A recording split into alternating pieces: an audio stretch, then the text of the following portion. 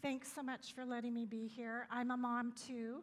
Went to MOPS years ago and have now a 16-year-old, so it's been a few years since I've been sitting in a venue like this. But I just want to thank you for the privilege. I think sometimes we wonder if we are emotionally healthy because we can feel like we're going tons of directions. So I thought today it would be good to talk about it. So I really believe that emotional health is essential if we're going to thrive, and yet we don't talk about it all the time. So if I say the word emotional health or being emotionally healthy, what comes to mind for you? If you can just shout it out. Rest. Good one. So anger that's kind of contained. Yeah. That's a biggie. Yeah. Balance. Super good. Anything else? Being able to have a conversation when you are angry. Yeah. Kind of knowing what to do in the moment. Yeah. Oh, that's huge. That was huge for me. Like your emotional tank, with what fills you and what brings you joy. Totally. And what do we do when we're drained? Yeah. So this is a really big topic, and I'm probably not going to hit on all the felt needs that we're feeling this morning, but I wanted to tell you a little bit about my journey. Emotional health is kind of on this continuum where we're all on it, and sometimes we've got some sticking points, so we might be over here with our emotional health, but we're moving, hopefully, to become more healthy. So the becoming is emphasized because I think we're all on this journey, and I wanted to tell you a little bit about my own story here. So next slide. Here I am. This is me a few years ago, highly stressed, a little bit depressed, frazzled, had trouble just navigating relationships well. Sometimes my anger felt like it was out there for everybody to see, and I had a bad perm. So I felt like I was really struggling. And the thing was, I was really struggling, and I hid it because I felt like I should be able to figure this out. I should be able to fix myself. It's not right that I'm struggling here. And I want to tell you, it's okay. We're all human. We're all kind of made of the same stuff. And unfortunately or fortunately, none of us is perfect in this. So just like we were talking about the continuum, I was kind of wanting to move forward because I saw some things in my life I really didn't like, but I didn't know how to get there. So I started this journey, and at one point in my life, somebody goes, "Hey, we're doing a DVD series. Do you want to come and watch it with us?" And so we were in this small office watching, and it was called Boundaries. How many have heard of Boundaries? There's a book and a DVD series about it. Well, I knew nothing. So I sat there, and I'm looking at the fence, and I'm hearing boundaries are us. So it's my body, it's my feelings, it's my emotions, my will, my beliefs, my values, everything that defined me. And I looked at that fence and I thought, wow, but this slide looks more like my fence. So I have a gate open and it looks like it's all messy. What's going on here? Well, I began to realize as I unpacked myself that there were some things going on that left that gate open that weren't good things. And I had some work to do. One of those things had to do with the word codependency. And I thought, I have no idea what that means, but that's a big word, and I'm sure it's important. So I began to realize that it's actually a cluster of symptoms. It's not just one thing. It can be overtaking ownership for somebody else's decisions or feelings. It can be over-owning things. It can be a lack of expressing our own needs or feeling like those aren't legitimate. And so the more I heard these cluster of symptoms, I thought, you know what, I do that a lot. And I keep my gate open. And what would happen is people would come into my yard and they'd tell me what to do, how to parent, what they thought I should do with a particular problem or situation, how to fix up my life. Here's how to not be so anxious. Here's how to be happier. And they were all in my yard kind of telling me what to do. And sometimes not very respectfully. It was like, no, you just need to fix it. Here's what you need to do. So I had to own that I really didn't have good boundaries. I had kept my gate open a lot, and so I'd have people come and advice give. Also, I would go out of my yard and I'd go into other people's yards, especially in my family. I am known in my immediate family as the queen of nagging. And so my husband and son are sometimes a little bit brain dead on their list of things to do, so I would help them out. And I would make lists, and I would text lists, and I would repeat it in conversations several times a day. And all of a sudden, my texts weren't being returned, and my son, in an exasperating voice, would say, "You just told me that 5 minutes ago." "I know, Mom." And I realized I am not being respectful of my family's territory. They get to decide certain things, but I was running into their yard demanding that it look like this and be at this time and complete this thing and make sure you have this on your list. I was wearing out my family by the way I was living.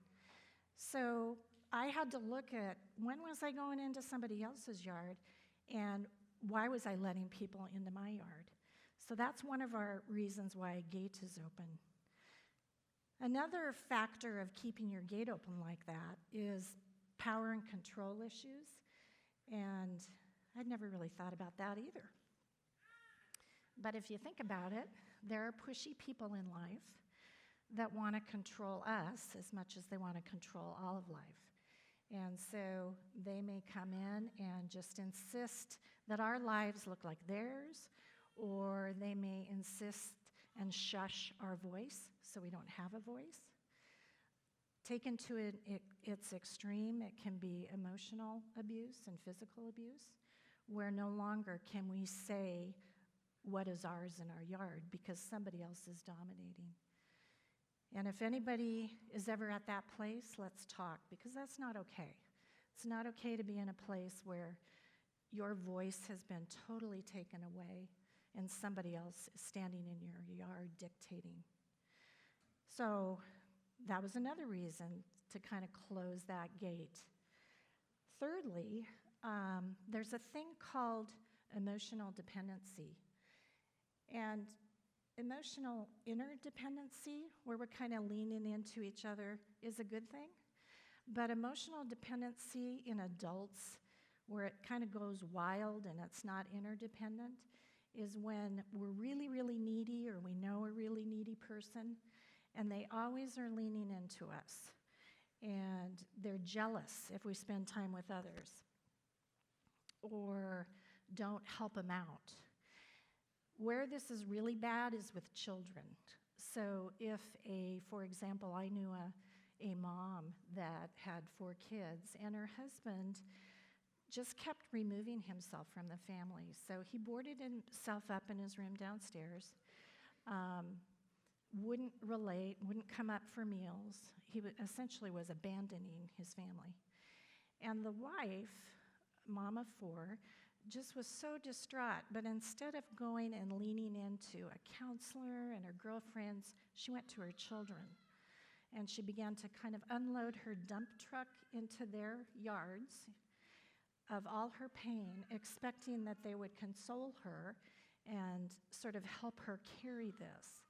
Well, that's bordering on abuse of our children. They're not equipped to handle adult pain like that, and yet sometimes that happens. So through our boundary illustration here, you can see how if you're not really careful, you could be running into children's yards and insisting they do this or that, which isn't healthy for our children. So I was kind of learning a lot about boundaries, and I had a ton of work to do, just on myself in particular, and that kind of led me to noting my feelings or my emotions. So this is a feelings wheel, and if you look at it, I mean, it's hard to see, but there's just tons of different feelings listed here. And I grew up in a family that culturally and just kind of the rules in our family was you could have the good ones, but you couldn't have the bad ones. So it wasn't okay to be sad. It wasn't okay to be angry. You could be mildly frustrated. That was okay, but you couldn't have big blow-ups or anything. Well, what happens when you turn certain feelings off is you begin to minimize all of them. And it's called stuffing or numbing or minimizing. And that was my family that I grew up with. We would, especially my dad, just very flat emotionally. And I didn't think that was a real problem, but it was actually contributing to sadness, to depression, to not being able to own anger and express it in a healthy way. I mean, anger is a gift, really, because it's like a light on our dashboard that blinks and it tells us something's wrong, let's take a look. So I walked into marriage, walking out of my family, kind of doing the same thing. And with my husband and with my son, and I remember when my son would get angry, I'd be really triggered. And it's like, I can't handle your anger, I can't handle my own. And he was confused, and I was confused, and eventually we got some help. And I remember the day he came home, and he goes, Mom, do you know that it's okay to be angry? It was like this new light bulb had gone off in his head.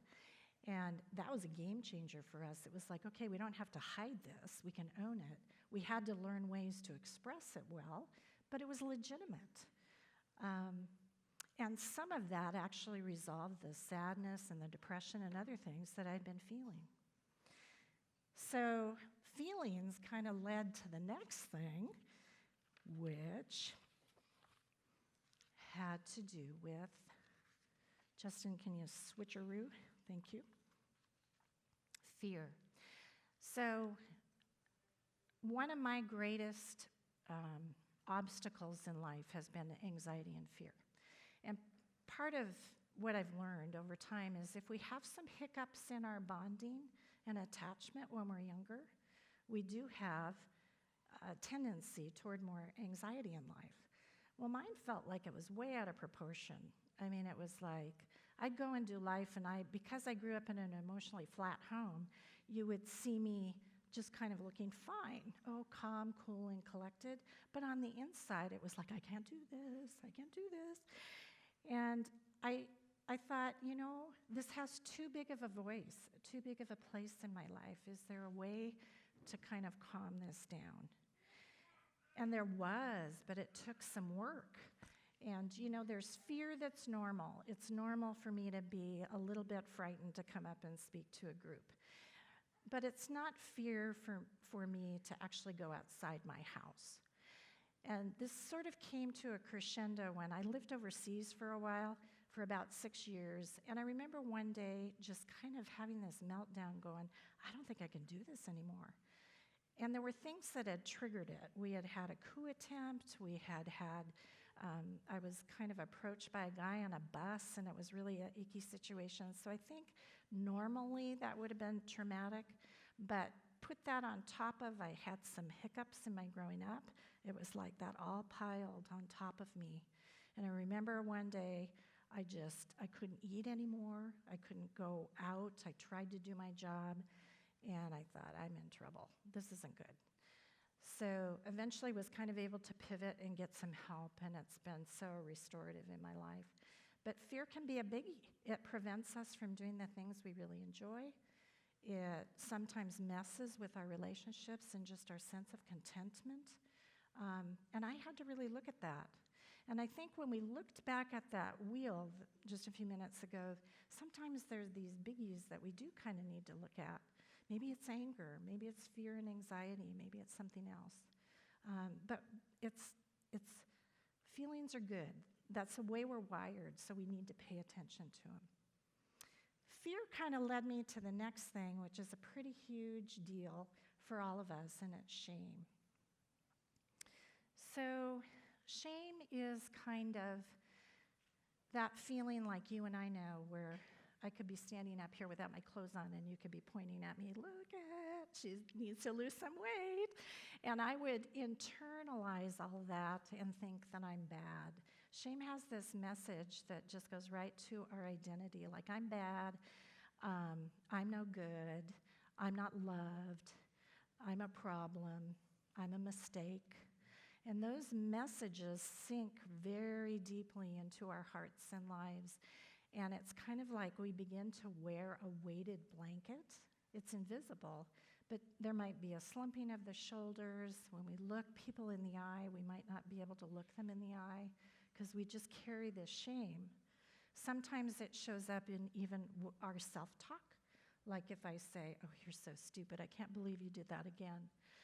That can be an ownness of our own shame. Well, when I was growing up, I had a younger brother by 3 years, and our mom had to go into the hospital for a while. And so she and my dad had decided really to care for 2 kids. We were going to need to go live with another family. And I remember we were in the living room of this other family, and a guest had come.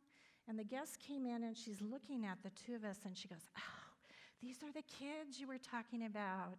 That's so great. Oh, I really like that one. And she pointed to my brother. And I remember standing there with a smile on my face, and I was like, 5, and kind of going like, oh my gosh, my heart just went down to the floor. I'm not wanted. I'm not loved. I'm not chosen. And I kind of went into life, moving forward, and didn't think too much about it until I was in a context again where, now I got to tell you, my brother was a really cute kid. When we were younger, everybody used to say, you should be a male model. You're just, you're so handsome, or your brother's so handsome. And so we were in a context where he and I were standing together, and a teen came up, and she looks at me, and she looks at him, and she looks at me, and she goes, man, your brother's hot.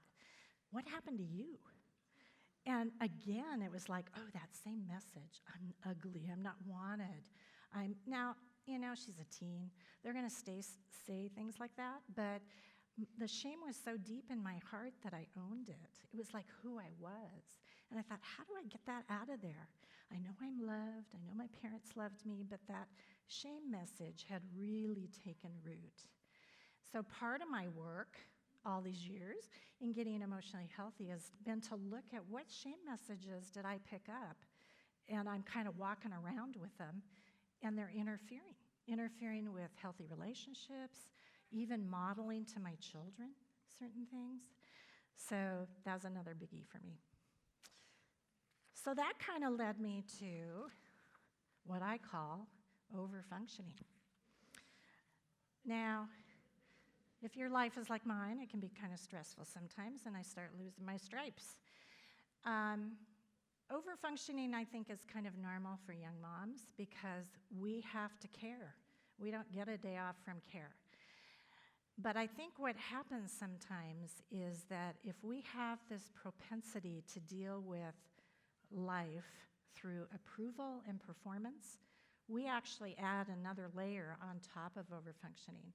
So we may be super organized and able to kind of navigate everything we need to do as a mom, but then if there's this undercurrent as though I'm not doing enough, or I'm not doing it perfectly, or I need to try harder because I'm looking at Susie so-and-so and look at their home, well, that's not good. That actually has just doubled your overfunction because you're trying to meet the needs of your family, and then you're trying to meet your own needs to keep up with whatever that ideal is.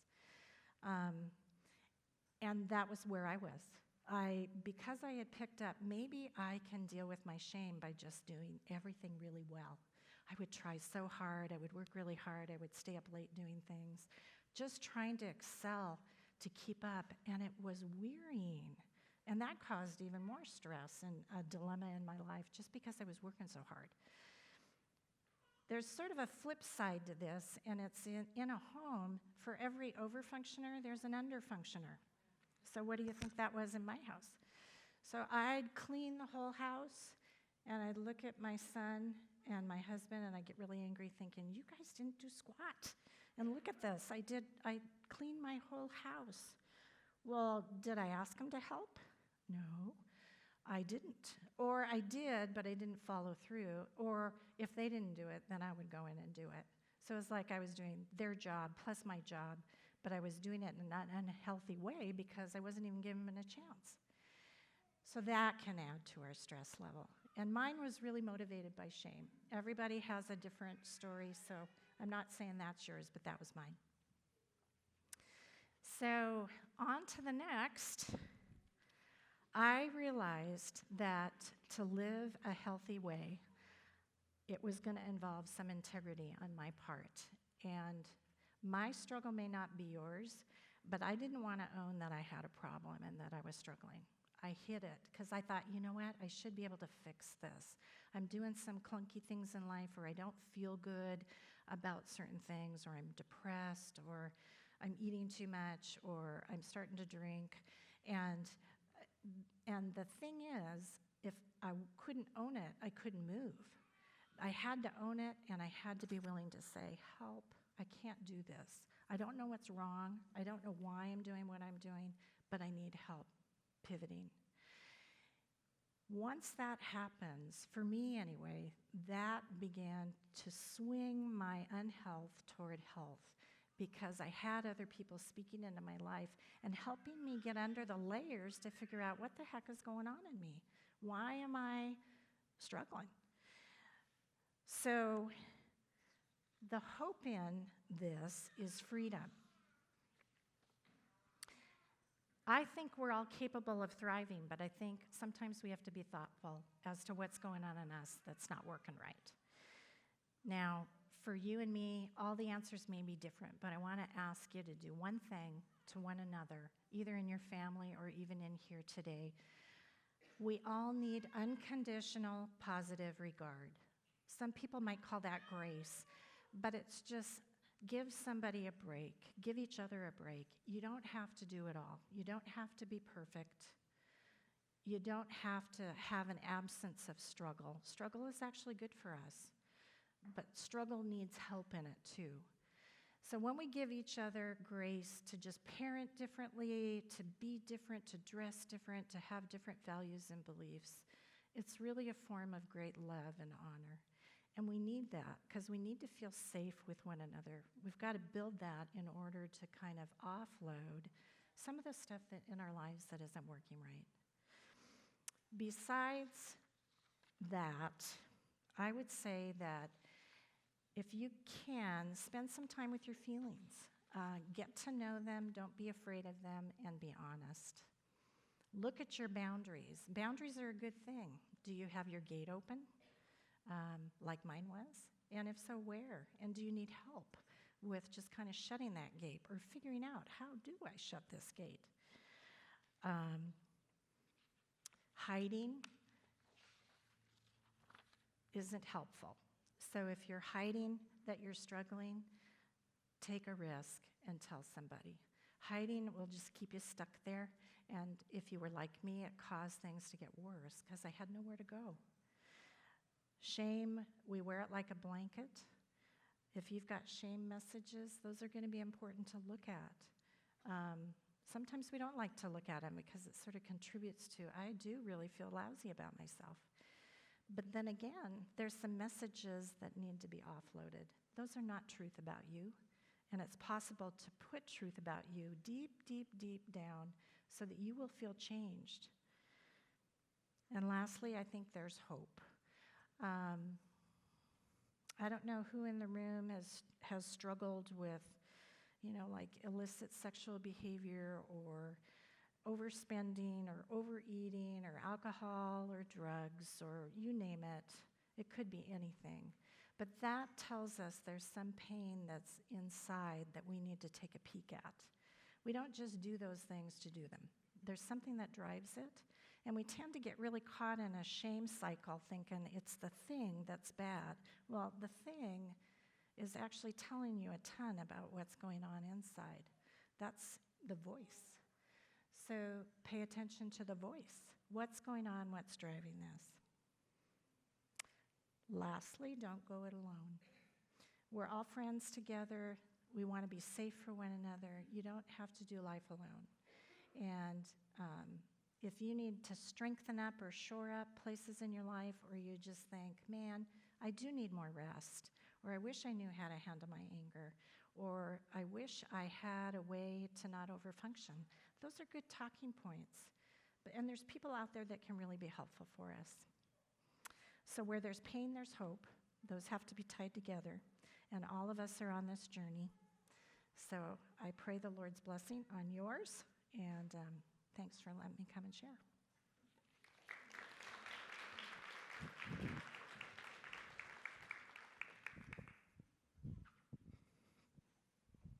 Just a second. Thank you, Sue. Oh, you guys, Sue is just such a precious heart. And I hope you hear from her the hope that, like, we don't have to live with this gate open, like the freedom that comes when we close the gate and we can walk forward. And the thing about Sue is that she oversees our entire recovery and support ministry here. So if you're resonating with some of the stuff that she says and you're like, okay, I want that, but I don't know what's next, like, I go and sit in her office on a regular basis, and I'm sure you can too. And we have groups, and we have people who can help. And so, like she said, just ask for help. There's lots of options. Sue's going to be in the back for a little bit. If you have questions or want to connect with her, you can also email her. It's just SUED@northshore.church. Sue Dils, Sue D, I guess, at northshore.church. And would love to come alongside you and help you in that process, because it is such a sweet spot to sit in the freedom in how God's made you and loves you, and not with the weight of this world and all the expectations and the stuff we carry on from our childhood. So I'd just like to pray for us, and then we're going to have a little time for discussion at our tables. So will you pray with me? Jesus, thank you that you offer hope and freedom in this world that feels like it has such a burden and baggage. And you ask us to turn that over to you. God, thank you that we can have a relationship with you, where we can talk to you and interact with you, and you hear us and you pursue us and you love us unconditionally. God, help us to cast our burdens on you, knowing that you carry them. And then give us people in our lives to walk with us. God, will you give us courage to take a step, to do something different because of what we heard today? God, I thank you for Sue and her heart and her willingness to share and be vulnerable. And I ask, God, as we sit around our tables, that you'll give us hearts to be vulnerable and share. And that you would be honored through that we can walk in freedom because you give us freedom, God. We love you, sweet Jesus. Amen. Okay, so go ahead and have some discussion. There's some questions on your table. If you want more food, grab that, but don't miss your discussion time.